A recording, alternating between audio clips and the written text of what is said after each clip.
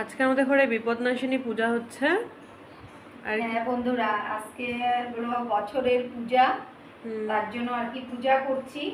একটাই মনে দুঃখ, মানে কি স্বামী যতই পূজা টুজা করি ও থাকে না পাশে, কেন কি ও বাইরে থাকে, তো সব একাই করি আমি। তো বছরের পূজা সেটাই করছি। কয়েকজন মানুষকে ডেকেছে, আসবে বিকালে সবাই। বাস ওই আর কি, এরকম করে করি আর কি। মা আসে সাথে, নালে একা হয় না।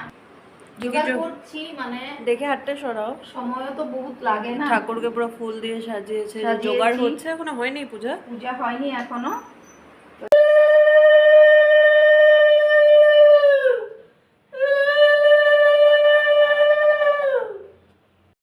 আয়োজন কি কি দেখো তো। পূজার আয়োজন তো হয়েছে, পাঁচটার সময় পূজা হয়ে গেছে কমপ্লিট। এখানে খিচুড়ি লাবড়া বন্ধুরা, আজকে মানে কি হলো, এই যে এক গামলা লাবড়া ছিল, এটা শেষ পুরা। এখন এক গামলা আছে, এখন জানি না এটা দিয়ে হবে কিনা, আবার করতে হবে।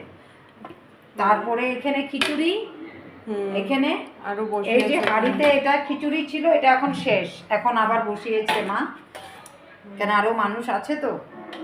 আর পায়েস পূজা এটা ভালো লাগে একটু সবাইকে দিতে।